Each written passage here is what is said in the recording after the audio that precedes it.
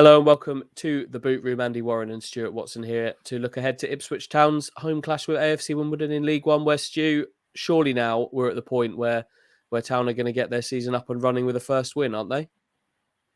Oh, I like your optimism there. Rhetorical question. I hope so. They need to get one, don't they? Just to settle everybody down and get things going. Lots of positive signs thus far, but they need to start turning these performances into points. AFC Wimbledon are no mugs, no pushovers. They've had a reasonable start to the season thus far. They're the perennial relegation battlers that have always found a way to stay up by hook or crook in recent seasons, given Ipswich some difficult games over the last couple of years. So it won't be easy, but hopefully this is the day. You know, I look at AFC Wimbledon and they were a team that Paul Cook played twice in his time with Ipswich at the end of last season. There was a 3-0 humbling at Wimbledon where Town were really poor that night, and then a 0-0 home draw where another game where they didn't look like scoring. And it feels to me like those games may have been the ones that finally convinced Paul that such drastic action was needed this summer. That game away at Wimbledon was really poor, wasn't it? But against a good team. Yeah, a good team, albeit one that's lost their top goal scorer from last season to Ipswich and Joe Pigott, who scored 22 goals in all competitions for them last season. Nearly half of their goal tally gone to Ipswich, and we don't even know if he's going to start for Ipswich yet tomorrow. So that shows you the difference in where Ipswich are at and where Wimbledon are at. They've still got Ollie Palmer, one of their big guys, leading the line up front. They've started okay. They've won at Doncaster. They've had a 3-3 draw against Bolton. They've drawn against Gillingham, and their one defeat so far has been by the narrowest of margins, 1-0 at Sunderland. So again, they look like a side that are going to put up a real fight this season through to the third round of the Carabao Cup with a trip to Arsenal to come after beating Charlton and then Northampton in midweek, a game that Paul Cook went to watch in person. They've played different formations in every games. Wing backs, a bit of 4-2-3-1. 3-4-3, I think, has been in there as well. So a tricky opposition to prepare for, I'm sure, for Paul Cook. But this is all about Ipswich. This is all about whether they can finally start to click, whether they can start to eradicate some of these costly mistakes. And hopefully that firepower that we've seen will get them over the line in this one. Tricky game and a tricky decision for Paul Cook as well, because he said this morning in his press conference that the injuries are easing. One or two of the injured players may be back and involved in the squad this weekend. And as we know, in many positions on the field, particularly in attacking ones, he's got a wealth of options. Normally in Boot Room, we have a little go at predicting the starting lineup, but it feels a bit of a futile exercise doing that today because Paul doesn't let on who's fit and who isn't. So I thought maybe Stu, today we could start from a base of an unchanged side. I'm going to go with that. I'm going to go Hladky, Vincent Young, Wolfenden, Burgess, Coulson, Evans, Harper, Burns, Fraser, Edwards, Bonn. And I'd like you to maybe chuck a few grenades in there who you think might be fit, and maybe change my mind on a few things. I'm going to straight away chuck one in. George Edmondson.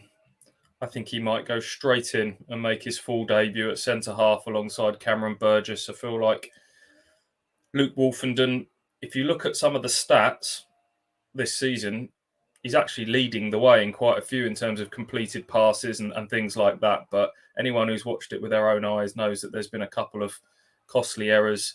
The free kick giveaway, which led to one of the MK Dons goals at the weekend, dribbling out from the back against Morecambe, got caught out. Edmondson has obviously been signed as a starter, and it sounds like he was pretty close last weekend. Cook didn't want to show his full hand, but I just got a sneaky feeling he might come in, and that will be the centre-half duo that might end up sort of staying in place for much of this season if both stay fit.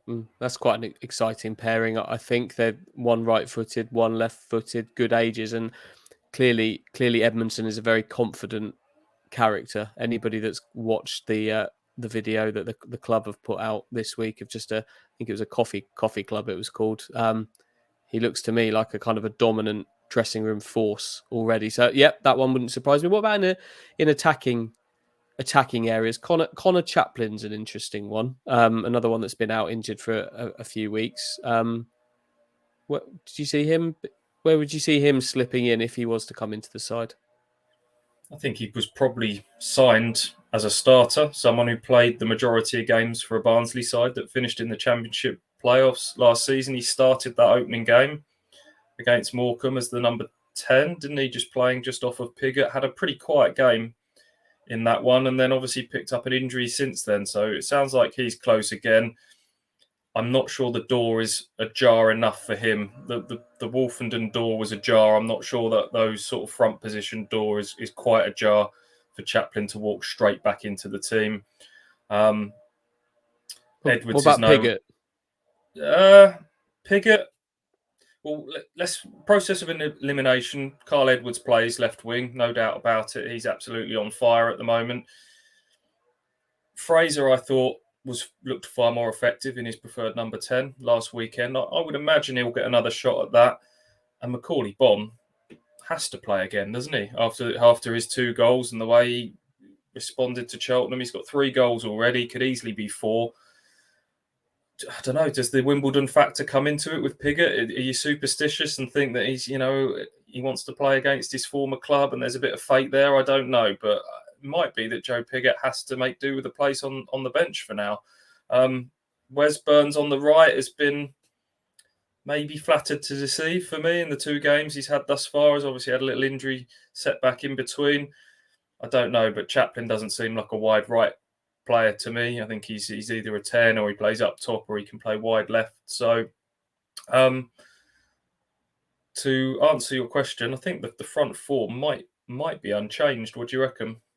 I think they probably will be. You talk about doors being ajar. I'd probably agree with Edmondson and Wolfenden. Is there a door ajar at the base of midfield for Tom Carroll? Possibly.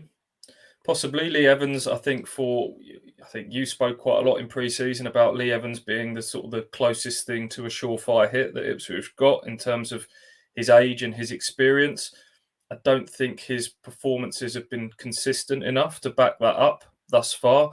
First game against Morecambe, when Morecambe sat very deep, he looked like a superb footballer at this level because he had the time to spray those diagonal balls out to the fullbacks. But in the games where he's been put under a bit more high pressure, with Burton, Cheltenham, MK Dons as well, he's made a few mistakes. He was walked a bit of a tightrope on a booking at Cheltenham, and then obviously made the mistake at the weekend. So it'd be a big call dropping your captain this early on, and then if you do drop your captain, is the door ajar for somebody to take the armband and keep the armband as well? Cameron Burgess seems like someone that's going to be a real leader. I think George Edmondson the same. Personally, I always prefer a captain playing at centre half, so that would be very interesting.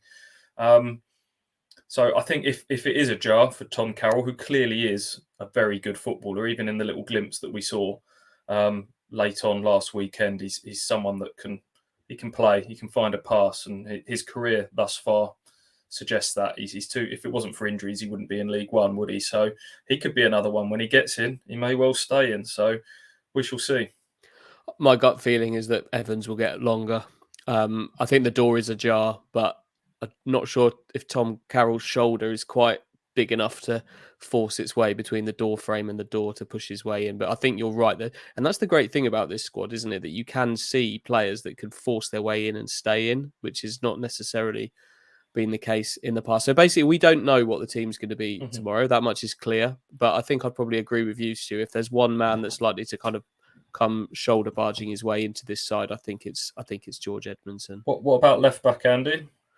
I've not seen Coulson. I didn't see the MK Dons game, so you're probably a better man to judge than me. But I would say if Cook was minded to put him in for that game, I don't really see a reason to dip him out straight away again. I don't know what would you say? in his pre-match press conference this morning, Paul Cook sort of said that Matt Penny's started life at Ipswich really well, has trained really well this week, and just used it as an example of being a position where he's got real competition for places. But I think you're right. He's obviously signed Coulson, I imagine, as his preferred starter, someone who can deliver that brand of attacking fullback football that he likes.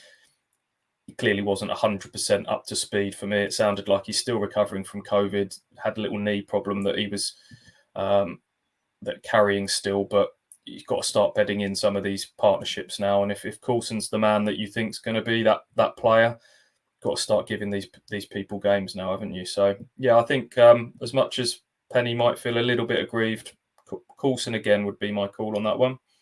Okay, so maybe we are agreed. Should we go Hladky, Vincent Young, Edmondson, Burgess, Coulson, Evans, Harper, Burns, Fraser, Edwards, Bonn.